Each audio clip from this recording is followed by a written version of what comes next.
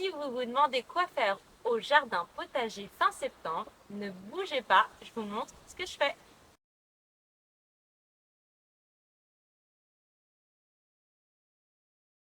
Hello à tous, on est dimanche et comme chaque dimanche, on se retrouve ensemble pour jardiner. J'espère que vous allez bien. Comment s'est passée votre semaine? Comment va votre potager? Je veux tout savoir.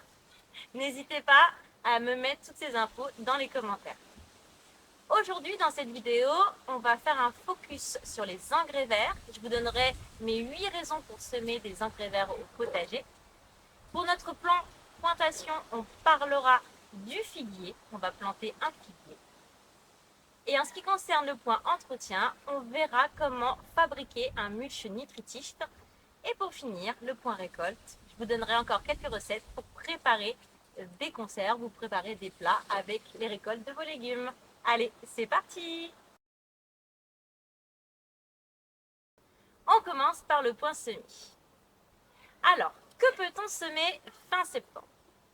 Fin septembre, on peut semer de la mâche, de la carotte, du radis, du navet, de la laitue, des oignons de printemps, les bleuets, les pieds d'alouette, les carquias, les épinards d'hiver, les poirées, cette fois-ci j'ai pas oublié, la roquette, les engrais verts, la mâche. Je pense que c'est bon, j'ai fait le tour. Alors ça c'était la pleine terre. En pépinière, en godet ou en motte, on peut semer les poireaux, toutes les fleurs que j'ai citées précédemment, les artichauts, les choux, les laitues. Maintenant, voyons ensemble le focus sur les engrais verts. Alors, pour notre focus aujourd'hui, on va parler des engrais verts et le semis des engrais verts. Alors, les engrais verts, ce sont des cultures qui ne sont pas destinées à être ni consommées ni récoltées. Voici 8 raisons pour semer des engrais verts au potager. La première raison, c'est pour limiter l'érosion et ameublir la terre. Les engrais verts vont créer un réseau racinaire assez dense et très profond qui va venir du coup décompacter la terre.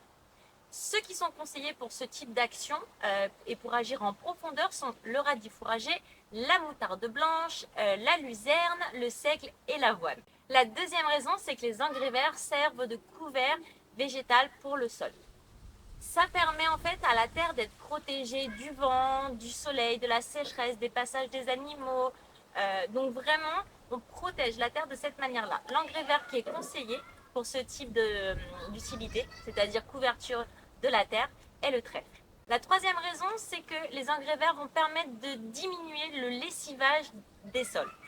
À force qu'il pleuve, tous les nutriments qui sont dans le sol en fait s'en vont.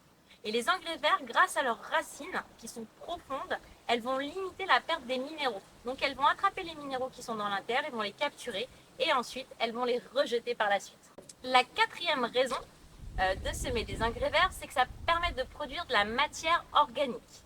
Les engrais verts, une fois coupés et couchés en fait sur la terre, vont venir en fait alimenter cette terre en nutriments, en se décomposant. Ils se décomposent assez rapidement. Ils vont venir en fait nourrir la terre.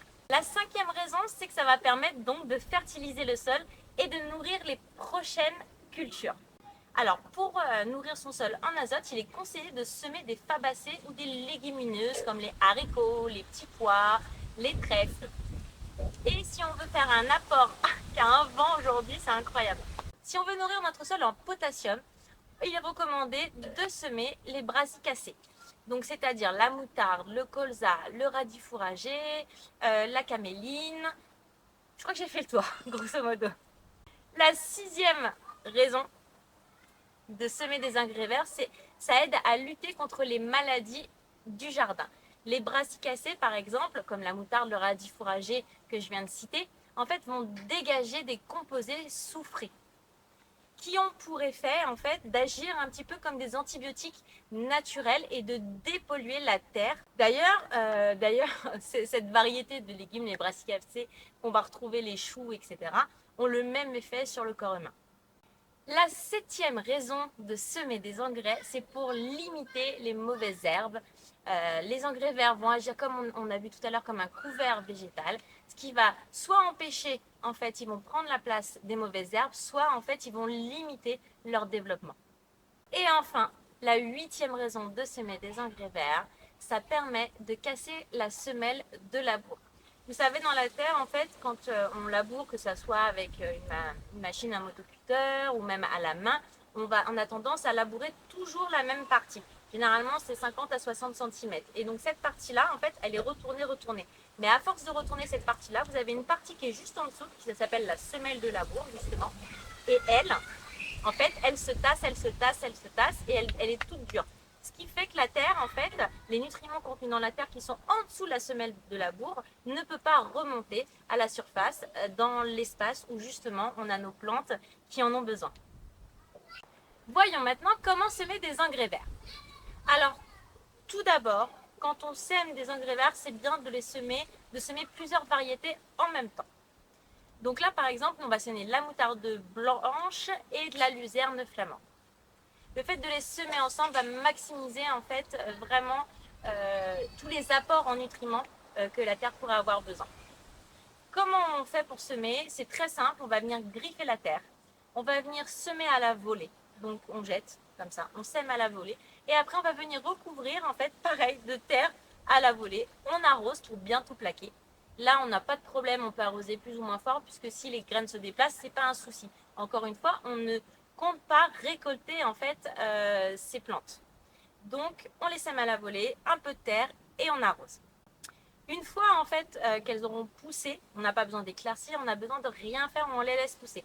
La seule chose, c'est qu'il faut les couper avant qu'elles montent en graines, avant qu'elles fleurissent. Si elles vous font une fleur, en fait, ça va être compliqué, elles peuvent se polliniser, se développer, et vous aurez moins en fait de nutriments puisque la plante aura mis tous ses nutriments dans le fait de faire des fleurs.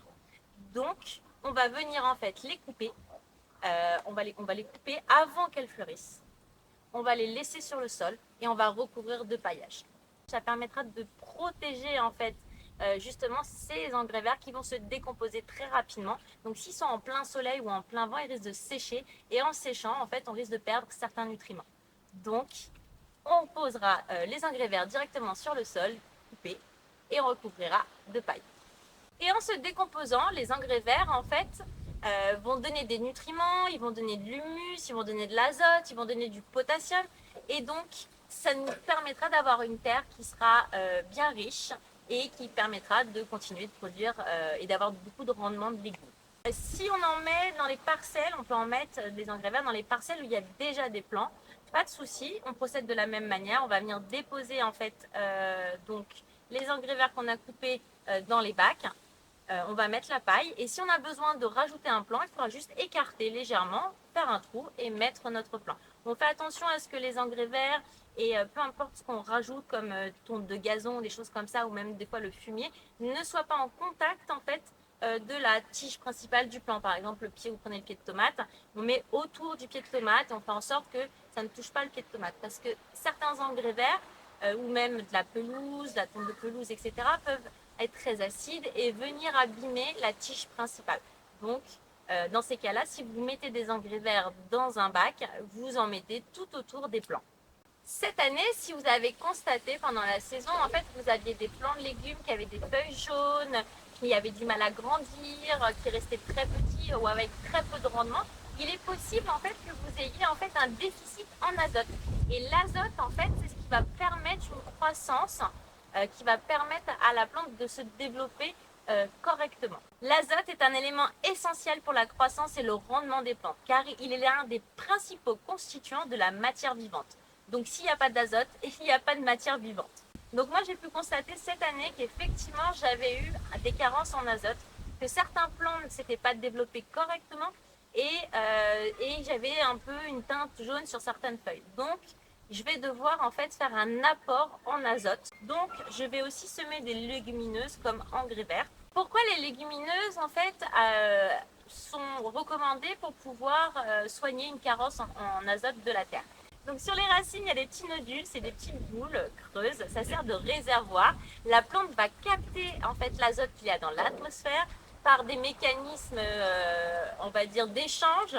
La plante va stocker l'azote dans ces petits nodules, donc dans ces petites boules, en fait, dans lesquelles en fait, vous avez des bactéries qui ont la capacité de transmettre cet azote au sol en échange du sucre issu de la plante.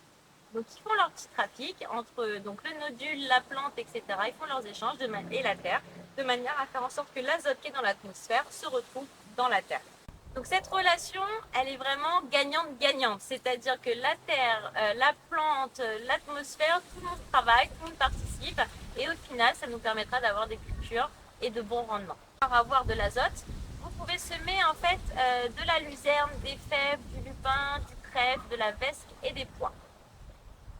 Encore une fois, comme on ne va pas récolter, on peut se permettre de semer des petits pois sans aucun souci. On n'a pas la crainte des gelées qui pourraient tuer le plant.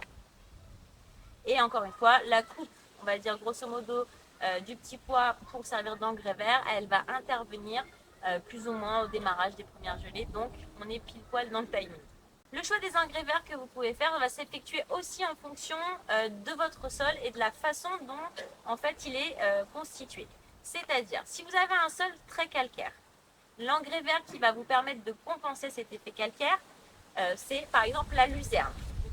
Si votre terre est très acide, vous pouvez mettre du lupin forager et du sarrasin. Ça permettra de réduire l'acidité de la terre.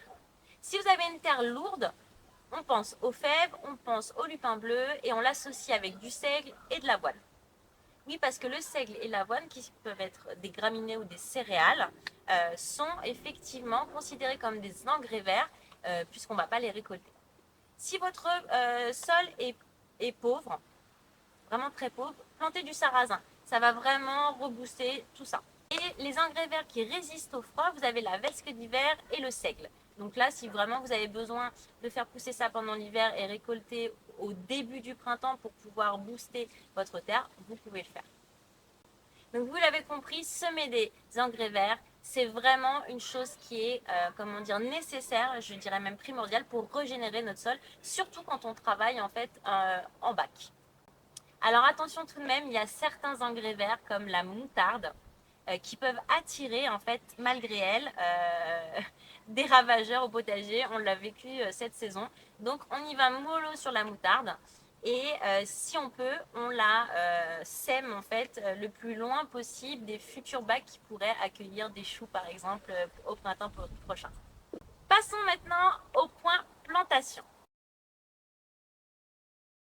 Alors, fin septembre, on peut planter des fraises et on peut repiquer les stolons de fraises. On peut planter les bulbes à floraison pour le printemps, les choux d'hiver, les laitues, les poireaux, mais c'est surtout l'époque pour commencer à planter des arbres, des arbustes et des grimpants en container. Le sol est encore chaud, les températures commencent à diminuer et donc elles sont plutôt idéales à l'enracinement, à la germination. Donc c'est le moment de planter des arbres fruitiers et notamment là le figuier. Donc aujourd'hui on va planter ensemble le figuier. C'est Ernest. J'ai pour l'habitude de donner des noms à mes arbres. Le mirabelier qui est là-bas derrière s'appelle Didier, le pommier s'appelle Gauthier et donc le figuier qui m'a été offert par mes nièces et ma belle-sœur et je les remercie encore infiniment pour ce présent et pour leur soutien indéfectible. Elles l'ont baptisé Ernest. Ah oui, mon olivier, il s'appelle Olivier et comme j'en ai deux autres et c'est des bébés de cet olivier-là, du coup, en fait, je les ai appelés Johan et Tony puisque Olivier est mon oncle et Tony et Johan sont mes cousins. Donc voilà, je sais, mon humour ne fait, me fait rire que moi, mais bon, ça me fait marrer. Bon, revenons à Ernest, le figuier. Donc Ernest, on va le planter. La difficulté en fait quand on plante un arbre, c'est que c'est pas rien de planter un arbre. Quand on plante un arbre, on plante la vie. Bon, celle-ci, elle était facile aussi, je vous l'accorde. Non, c'est plus sérieusement. Quand on plante un arbre, en fait, il faut se poser plein de questions parce que l'arbre, là, aujourd'hui, il est tout petit. Mais dans 1 an, 2 ans, 3 ans, 10 ans, 15 ans, 20 ans, 30 ans, cet arbre, quelle taille il va faire? Donc, et quelle envergure il va avoir, etc., etc. Donc, il faut bien réfléchir et bien se renseigner. Donc, on va réfléchir ensemble à son emplacement. Aujourd'hui, il est tout petit, mais comme je vous l'ai dit, dans 10 ans, 20 ans, il aura atteint une taille quand même assez considérable. Comme c'est un fruitier, il a des fruits. Donc, qui dit fruits, qui dit abeilles, bourdons, guêpes, frelons, etc., etc. Donc, on va éviter en fait de planter Ernest à côté de la terrasse où on va manger, à côté de l'endroit où on va poser les transats, à côté d'une piscine ou d'une future piscine. Parce que sinon, vous êtes obligé de changer l'eau assez régulièrement parce que les fruits risquent de tomber dans l'eau et faire tourner l'eau. Donc, on va éviter toutes ces zones-là. Ensuite, un figuier peut atteindre 10 mètres. Bon, on va rester raisonnable. En moyenne, on est plutôt à 3-4 mètres, on va dire, voire aller 5 mètres en moyenne. En termes d'envergure, c'est entre 4 et 5 mètres. Donc, il va faire de l'ombre. Je m'envole. Donc, un figuier peut créer en fait une ombre assez importante. Donc, c'est pas plus mal avec le réchauffement climatique. On va avoir besoin de cette ombre. Mais il faut bien choisir où va se situer cette ombre. Ensuite, le figuier, il a un système racinaire qui comprend en fait une grosse racine et ensuite plein de racines horizontales. Et ces racines-là, en fait, elles sont assez nombreuses, le système horizontal est assez dense.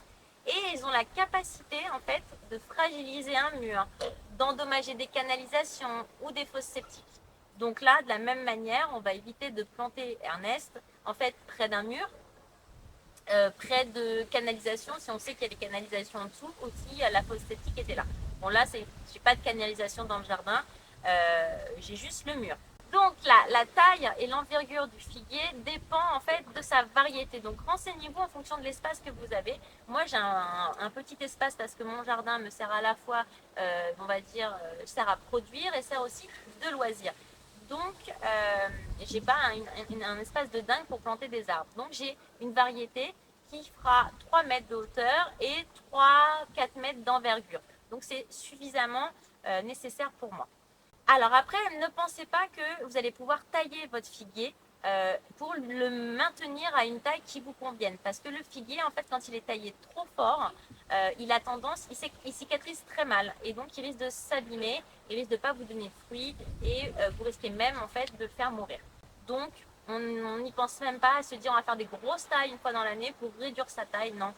Alors, Ernest, lui, c'est une variété violette de Soli, Ficus carica. Sa croissance, elle est moyenne. Il va faire en fait minimum 2 mètres, maximum 4 à l'âge adulte. Son envergure, elle sera comprise entre 2 et 3 mètres. Et donc, à la base, moi, je souhaitais mettre le figuier le long du mur parce que je veux créer une zone fruitière. Je vous montre. Et donc, je voulais mettre cassissier, mûrier et figuier. Et je voulais utiliser la technique de l'espalier. Je ne sais pas si vous voyez ce que c'est. C'est une technique qui permet, par exemple, aux pommiers, aux poiriers et à d'autres types d'arbres, en fait, de pousser, on va dire, de manière, à la verticale. Et donc, ça permet à la fois d'habiller un mur, d'optimiser les espaces de culture et de limiter le vis-à-vis que j'ai avec mes voisins, même si j'adore mes voisins, ils sont adorables. Mais n'empêche que je voulais quand même habiller cet espace-là. Donc, quand je me suis renseignée en fait sur le figuier et que j'ai découvert que son système racinaire pouvait endommager en fait le mur, bah du coup je me suis dit c'est mort, il n'y aura pas de figues en espalier dans mon jardin. Je pourrais aussi me servir en fait de cette méthode de l'espalier pour créer en fait des zones dans le potager, créer des haies ou des choses comme ça. Mais effectivement, mon potager n'est pas suffisamment grand, ça va prendre trop d'espace et ça va couvrir en fait quasiment tout le potager en ombre. Donc, on oublie la méthode en espalier. On réfléchira à faire ça pour un pommier ou un poirier par la suite. Donc j'ai bien réfléchi et je pense que le meilleur endroit pour Ernest, c'est à la place de Johan. Donc on va déplacer Johan. On va le mettre on va le mettre plus proche de la zone, on va dire détente, etc. Et on va planter Ernest en fait à la place de Johan. Ce qui permettra de créer en fait de l'ombre en plein été, en fait vers 15-16 heures, parce que j'ai réfléchi comment le soleil était, à quelle hauteur, etc. Donc normalement, si je ne me suis pas trompée, en plantant un Ernest ici, j'aurai on va dire de l'ombrage en fait au potager en plein été vers 15h-16h, ce qui permettrait peut-être, vu qu'on a des saisons de plus en plus chaudes, de limiter ce phénomène où les légumes sont brûlés, les feuilles des légumes sont brûlées tellement en fait il fait chaud. Donc je pense que c'est le meilleur endroit pour Ernest. Donc du coup, on va le planter. Alors j'espère que je ne me suis pas trompée dans mes calculs. De toute manière, on verra bien dans quelques années, effectivement, si c'était une bonne idée ou pas de le planter là. Il est, bien évidemment, il y a un mur qui est pas très loin, mais le mur est à 2 mètres, donc aucun souci normalement. Donc, voilà. Alors maintenant qu'on a l'emplacement, qu'on a réfléchi et choisi, on va passer à la plantation. Alors, saviez-vous que le figuier appartenait à la famille des moracées? Alors, cette famille des moracées va comprendre en fait les mûres. Donc, le figuier et la mûre appartiennent à la même grande famille. Le figuier est originaire d'Asie de l'Ouest et de Méditerranée. Ses feuilles sont lobées, palmées, de couleur verte foncée avec une surface un peu velue. Alors faites attention parce que les feuilles de figuier peuvent être irritantes chez certaines personnes qui sont sensibles au latex blanc. Ce dernier, il est réputé pour être phototoxique et provoquer en fait des irritations sur la peau. Donc on fait très attention. Ces fruits appelés figues sont charnus de couleurs variées, ça peut aller du vert au violet, au noir quand elles sont à pleine maturité. Il y a un vent aujourd'hui, j'ai l'impression que... C'est sous le vent. C'est chanter ça. Ça c'est mignon et yaourt. Bref. Le figuier prospère dans les climats méditerranéens et subtropicaux. Donc là, c'est pas trop le cas, mais il existe des variétés qui sont dites rustiques, c'est-à-dire qu'elles résistent au froid, comme Ernest. Ernest résiste jusqu'à moins 20 degrés. Donc, je me souviens pas, la dernière fois qu'on a eu des moins 20 degrés par chez moi, j'étais toute petite, donc Ernest va survivre sans aucun problème. Il va préférer une exposition plein soleil, c'est bon, ça va être le cas, et être à l'abri du vent. Il n'est pas très loin d'un mur, donc il ne devrait pas être trop au vent. Croise les doigts. Et il aura besoin d'être arrosé au démarrage et les 2 premiers étés si vraiment on a des grosses sécheresses et que vous voyez qu'il se développe mal. Si jamais il fait trop chaud, il y a vraiment des gros épisodes de sécheresse les 2 premiers étés après sa plantation, la racine pivotante elle risque en fait de ne pas être suffisamment grande pour pouvoir aller puiser l'eau en profondeur. Donc c'est pour ça qu'il va falloir aider le figuier, Ernest certainement, et l'arroser de temps en temps. Ernest, c'est une variété auto-fertile, donc on n'aura pas besoin de pollinisateurs pour avoir en fait des fruits. Il va fabriquer ses fruits tout seul. Grosso modo, il a à la fois en fait la fleur mâle et la partie femelle tout en même temps. Donc il s'occupe de faire ses fruits tout seul. Ernest, il est trop balèze. Le figuier, il peut être en fait unifère ou bifère. Alors qu'est-ce que ça veut dire?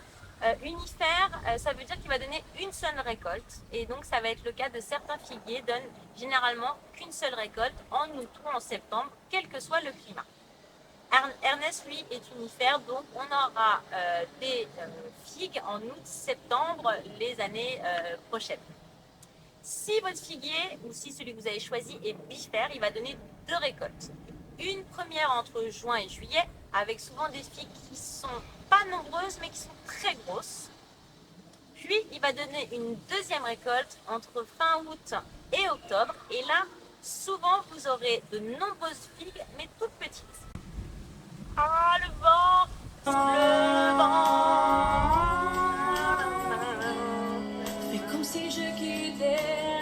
Alors, une petite particularité pour les variétés bifères. Les variétés bifères, donc vous avez compris, elles vont donner 2 fois normalement dans l'année. Seulement et seulement si vous cultivez le figuier dans des régions qui sont chaudes.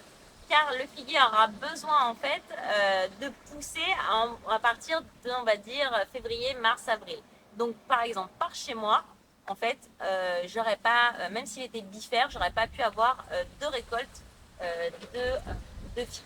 Donc un figuier bifère va se comporter de la même manière qu'une variété unifère quand il est cultivé dans le nord de la France ou en climat froid tempéré.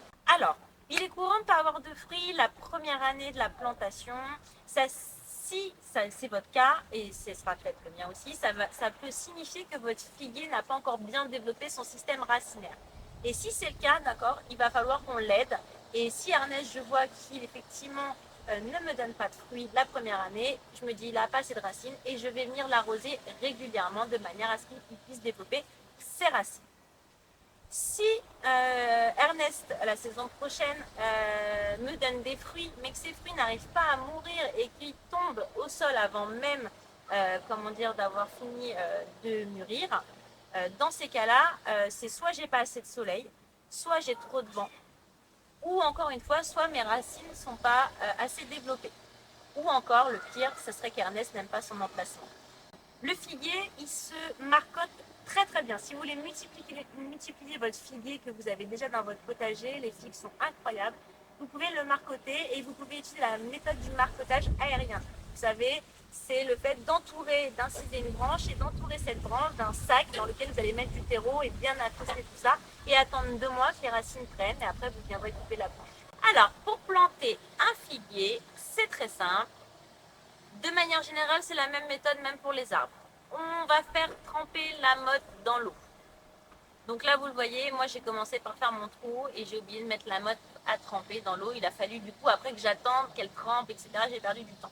Donc, vous, par contre, pensez à la mettre avant. Vous faites tremper la motte. Ensuite, vous allez faire un trou, vous allez creuser, faire un trou 2 fois plus grand que la taille du container. Donc si votre container il est comme ça, bah, votre trou sera comme ça, etc., etc. Ensuite, vous disposez au fond du trou un mélange de terreau et de terre du jardin. On va venir poser la motte. Alors, il faut bien qu'il n'y ait plus de bulles d'air qui sortent de la motte et tout. Donc, on va venir poser la motte bien droite, bien au milieu, d'accord? Et on va faire en sorte que le dessus de la motte arrive au niveau du sol. Donc, on vérifie, en fait, si on n'a pas creusé trop profond, on rajoute du coup un mélange de terre, terreau. Ou alors, si on n'a pas creusé assez profondément, on recreuse. Donc, on met la motte, on va venir recouvrir de terre. On va venir ensuite, une fois qu'on a bien recouvert de terre, on va venir en fait bêcher tout autour de l'arbre pour lui permettre aussi de bien construire son système racinaire. Et on va venir après tasser. On y va, on tasse, parce que l'objectif c'est que ces racines, qui sont déjà assez balèzes en fait dans le container, puissent rentrer en contact de la terre et puissent se développer assez facilement. Une fois que la terre est bien tassée, on arrose et on arrose copieusement. Donc vous utilisez l'eau qui vous a servi à faire tremper la motte, hop, vous versez minimum 5 litres d'eau, quoi. On y va, quoi. Maintenant qu'on a arrosé, on n'a plus qu'à attendre qu'Ernest grandisse. Passons maintenant à notre point entretien. Et pour notre point entretien, nul besoin de vous rappeler la routine, qui est de passer de parcelle à parcelle ou de bac en bac, désherber, griffer, tailler, traiter, amender, fertiliser, pailler, etc., etc. Donc on passe de bac en bac.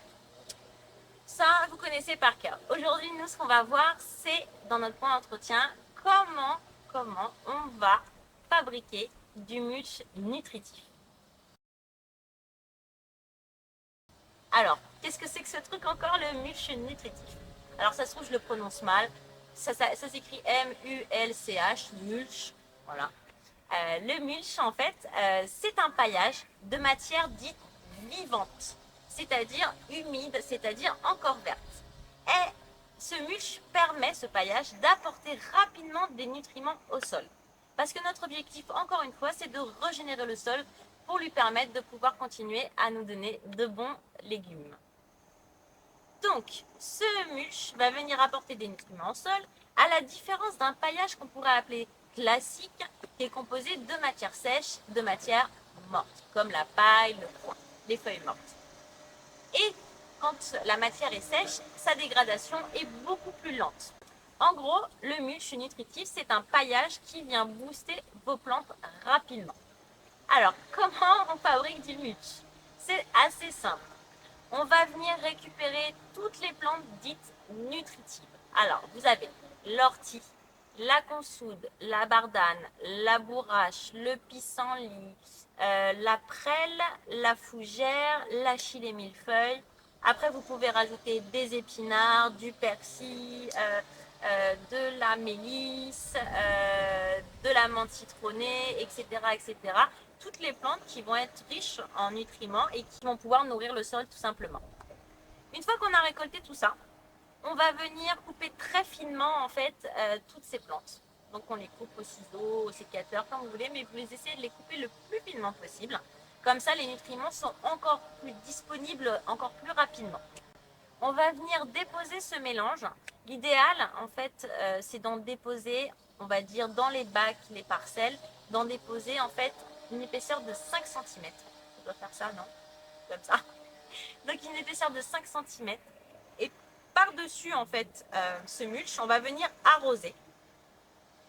Et on va rajouter 10 cm de paille par-dessus le mulch. La paille va permettre en fait de servir à protéger le mulch du vent, du soleil, de manière à ce qu'il ne sèche pas et qu'il reste bien vert pour qu'il puisse transférer rapidement tous ses nutriments.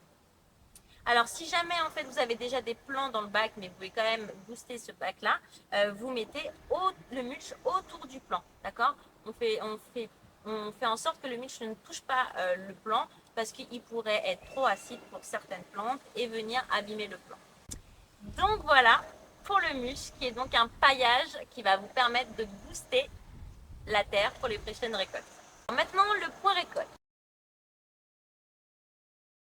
Qu'est-ce qu'on peut récolter fin septembre? Alors, on peut récolter des aubergines, la betterave, la carotte, le céleri rave, le céleri branche, la laitue, les tomates, les poivrons, les choux, les artichauts, les concombres, la pomme de terre, la rhubarbe, les pommes, les framboises, les fraises, les haricots, les melons, les courgettes, concombres, cornichons, je l'ai dit. Bon, après, il y en a encore plein, tout dépend aussi de ce que vous avez, vous, planté et semé dans votre potager. Et aussi de la région dans laquelle vous êtes. De mon côté, moi, je vais continuer en fait les sachets de soupe, les conserves. Alors, cette semaine, je me suis occupée de faire des macédoines de légumes en conserve. C'est typiquement le type de conserve que j'affectionne. Parce que ça me sert de base pour tout un tas de choses. Je peux très bien faire avec cette macédoine. Donc la macédoine, vous savez, c'est le fait d'avoir des petits légumes. Soit c'est des grains et donc ils sont entiers, soit c'est des morceaux, ils sont coupés en petits cubes.